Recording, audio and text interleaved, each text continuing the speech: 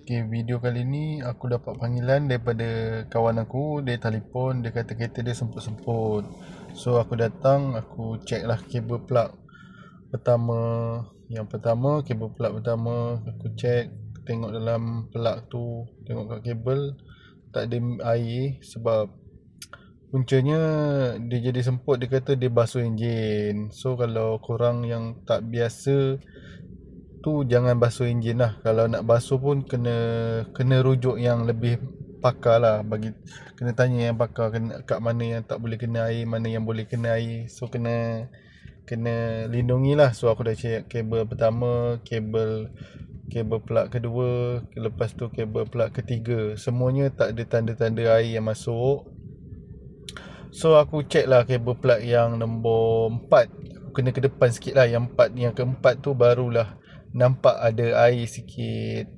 So dalam video ni aku nak bagi tahu korang, so kalau kereta semput-semput ni kadang boleh jadi disebabkan disebabkan api ataupun disebabkan minyak, tapi bergantung pada keadaan kejadian tu lah. So dalam video kali ni aku harap korang dapat follow, like, share, komen.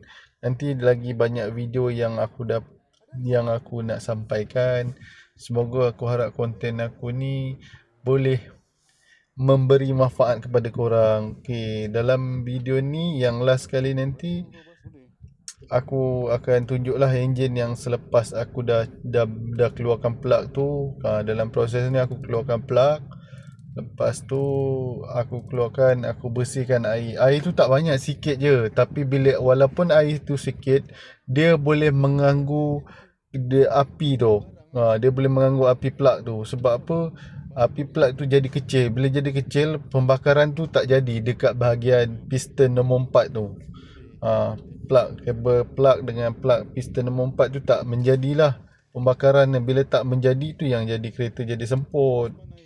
So aku keluarkan air tu, yang selebih yang sikit-sikit tu adalah masuk dalam ruang pembakaran, tapi tak menjadi masalah pun. Sebab sikit, jangan terlalu banyak lah. Kalau terlalu banyak kita kena sedut keluar ataupun kita kena tembak angin lah. So dalam kejadian kereta ni kita tak perlu sedut, just kita bersihkan plug tu. Lepas tu kita bersihkan plug tu, panaskan ke. Kalau korang dah biasa main kereta, korang boleh bakar plug ni bagi panas, supaya yang celah-celah, yang mana-mana yang leaking tu, dia boleh plug ni bila masuk air dia boleh menyerap kat dalam plug tu, dia boleh jadi short juga. Jadi kita bakar bagi dia kering kat dalam tu.